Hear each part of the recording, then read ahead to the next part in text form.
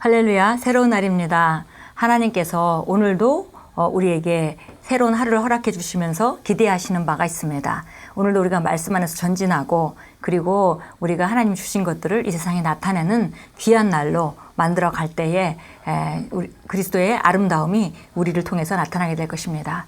오늘 4월 25일 화요일입니다. 그리고 오늘 우리가 나누는 말씀의 제목은 당신의 믿음을 사용하십시오. 우리에게 믿음이 주어져 있는데 그 믿음을 사용하고 점점 강하게 하고 확장해야 하는 것이 우리가 해야 될 일입니다. 로마서 12장 3절 같이 읽겠습니다. 내게 주신 은혜로 말미암아 너희 각 사람에게 말하노니 마땅히 생각할 그 이상의 생각을 품지 말고 오직 하나님께서 각 사람에게 나누어 주신 믿음의 분량대로 지혜롭게 생각하라. 그래서 우리가 로마서 12장 말씀을 요 구절만 이렇게 빼서 보게 되면 각 사람에게 마치 다른 믿음을 나눠준 것 같고 그 믿음의 분량대로 지혜롭게 생각해라 이렇게 말씀하는 것 같지만 사실 우리가 로마서 12장 1절 2절을 보게 되면 바로 우리가 이 세상을 이제 본받지 말고 마음을 새롭게 해서 변화를 받아서 하나님의 선하시고 기뻐하시고 온전한 뜻이 무엇인지 분별하도록 해라 이렇게 하면서 하나님께서 우리에게 주신 믿음의 분량을 가지고 믿음을 가지고 마땅히 내가 누구보다 낫다 이런 그 생각을 품지 말고 내가 그리스도 안에서 누구인지 무엇을 가지고 있는지 무엇을 할 수 있는지 지혜롭게 그 믿음을 가지고 생각해라 이런 말씀입니다. 읽겠습니다. 사도행전 14장은 바울이 루스드라라는 도시에서 말씀을 전하다가 불구로 태어난 어떤 남자를 주목하게 되었다는 것을 알려줍니다. 루스드라에 발을 쓰지 못하는 한 사람이 앉아 있었는데 나면서 걷지 못하게 되어 걸어본 적이 없는 자라 바울이 말하는 것을 듣거늘 바울이 주목하여 구원받을 만한 믿음이 그에게 있는 것을 보고 큰 소리로 이르되 네 발로 바로 일어서라 하니 그 사람이 일어나 걷는지라. 바울이 전하는 복음을 들은 그에게 믿음이 전이되었지만 믿음만으로는 그에게 아무런 도움이 되지 못했습니다. 우리 믿음이라는 것은 여기서 바울이 전하는 복음을 들은 그에게 믿음이 전이되었지만 이렇게 얘기했는데요. 믿음이라는 것은 우리가 하나님의 말씀을 받아들일 때 우리 거듭난 우리 영 안에 탄생하는 것이 믿음이죠. 그러니까 말씀을 들었다면 믿음이 그 안에서 말씀을 듣고 나서 복음을 듣고 나서 믿음이 바로 그 안에서 이미 탄생되었고 전이되었다는 것입니다. 그러나 그 믿음만으로 그에게 아무런 도움이 되지 못했습니다. 믿음이 있었지만 여전히 그는 불구였습니다. 그의 믿음은 너무도 확연해서 바울도 알아볼 정도였습니다. 바울은 그에게 치유받을 만한 믿음이 있다는 것을 알아차렸습니다. 오늘날 그리스도의 몸에 속한 많은 사람들에게도 똑같은 장애가 있습니다. 그들에게는 믿음이 있지만 삶의 역경에 파묻혀 희생자로 살아갑니다. 그들의 문제는 믿음을 사용하지 않는다는 것입니다. 오늘 지금 우리가 당신의 믿음을 사용하십시오라는 말씀을 우리가 함께 나누면서 바로 우리에게 믿음이 있지만 그 믿음을 사용하지 않을 때 그 믿음이 효과를 볼 수가 없고 그렇기 때문에 우리가 세상 사람이나 비슷하게 정말 세상과 환경에 피해를 보는 그런 삶을 살아갈 수밖에 없다라고 말씀하고 있습니다. 결국 그 믿음을 오늘 사용하기로 결단하라는 그런 권면을 하고 있습니다. 믿음은 현금과 같습니다. 믿음을 써야 합니다. 믿음은 통장이나 지갑 또는 호주머니에 있는 돈과 같습니다. 당신이 돈을 가지고 있다고 해서 그 돈이 당신을 위해 어떤 일을 해주지는 않을 것입니다.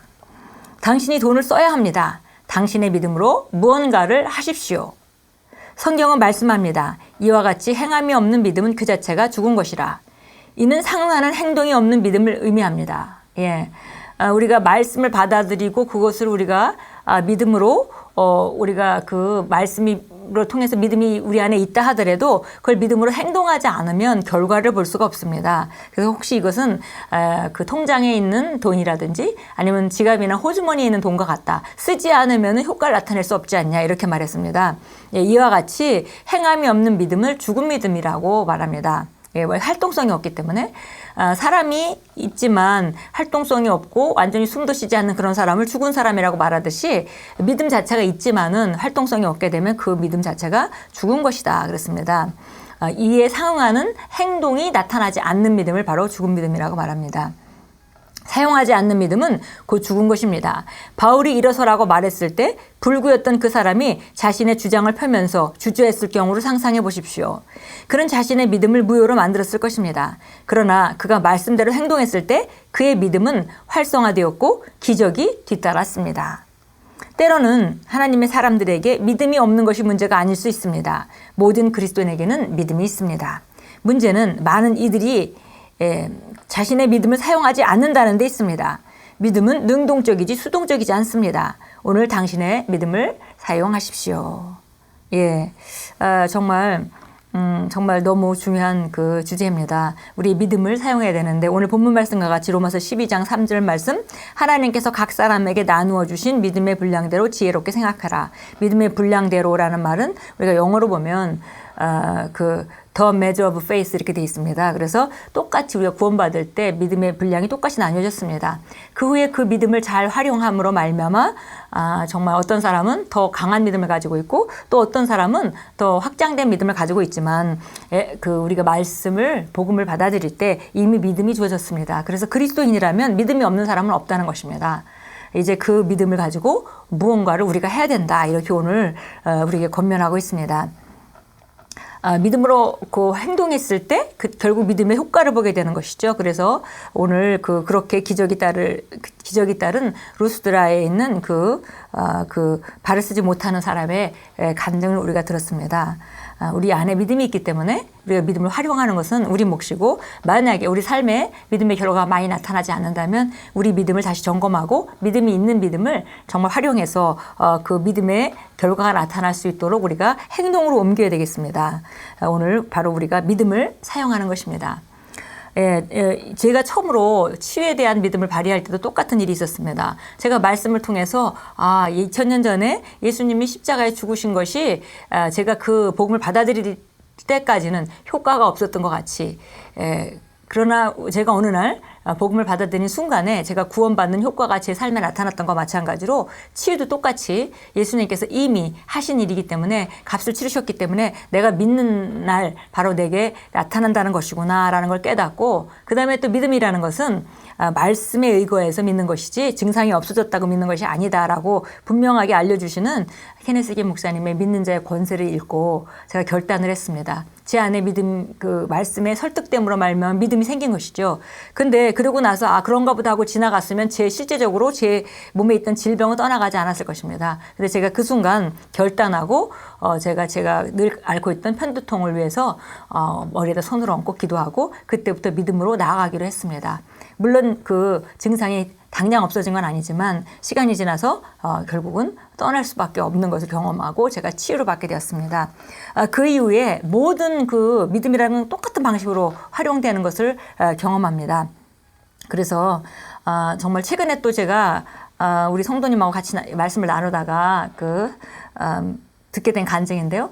그분도 해외에 사시다가 이제 돌아오실 때 오른팔을 거의 못 쓰는 상태로, 일을 너무 많이 하시면서 너무 이렇게 많이 다쳐가지고 오른팔을 거의 못 쓰는 상태로 오셨답니다. 그래서 나름대로 기도도 했는데 잘 안 낫는 것 같아, 잘 안 낫고 또 기도 받기도 했는데 잘 안 낫는 그런 상황이었는데, 어느 순간에 이제 주일날 말씀을 예배를 드리다가 강단에서 이제 제가 지식의 말씀이 와서 오른쪽 팔 오른쪽 부분에 이렇게 통증이 있으시면 하나님께서 이 시간 치유하십니다. 해당되시면 믿음으로 붙들으시면 되겠습니다. 이렇게 말할 때 본인이 그것을 믿음으로 잡기로 결단했답니다. 그리고 나서 내가 믿음으로 잡아야 되겠다 하고 행동으로 움직였는데 손이 움직이기 시작하더라는 겁니다. 이런 이제 간증을 하셨습니다. 만일에 그때도 그런 믿음의 지식의 말씀이 이미 왔다 하더라도 그것을 믿음으로 본인이 붙잡지 않았다면은 그 믿음의 결과는 나타나지 않았을 것입니다. 하나님께서 하실 일이 있고 우리가 할 일이 있습니다. 믿음을 행동에 옮기는 것은 바로 우리 각자가 해서 우리 삶에 나타나게 해야 되는 것은 바로 우리 각자의 몫입니다. 누구든지 어떤 분야에 문제가 있든지 하나님께서 말씀에서 이미 이루신 것에 대해서 우리가 믿음으로 오늘 당장 이 시간에 우리가 활용할 수 있겠습니다. 결단하고 우리가 정말 그 믿음을 활성화시키기로 결단하고 우리가 붙잡고 상황이 금방 변하지 않을 수는 있죠. 그러나 그것을 믿음을 붙잡고 있는 한, 지속적으로 붙잡고 있는 한 우리가 붙잡고 있는 그 믿음과 반대되는 모든 상황들은 물러갈 수밖에 없습니다. 예, 우리 로마서 4장 17절 보겠습니다. 로마서 4장 17절 말씀입니다. 17절, 17절부터 21절까지 우리 같이 보겠습니다. 기록된 바와 같이 내가 너를 많은 민족의 아비가 되게 하였노라 하였으니 그가 믿은 하나님 곧 죽은 자를 살리시며 없는 것을 있는 것처럼 부르시는 그분 앞에 서니라. 그가 소망이 없는데도 소망 가운데 믿었으니 내 씨가 그렇게 되리라 하고 말씀하신 대로 많은 민족들의 아비가 되게 하려 하심이라. 그가 믿음이 약해지지 아니하여 100살이 되고서도 자기 몸이 이제 죽은 것으로 생각지 아니하고 또 사라의 태도 죽은 것으로 생각지 아니하였느니라.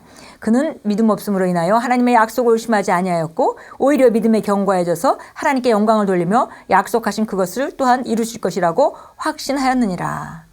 예, 정말 우리가 믿음하면 아브라함의 믿음, 우리 믿음의 조상인 아브라함을 생각합니다.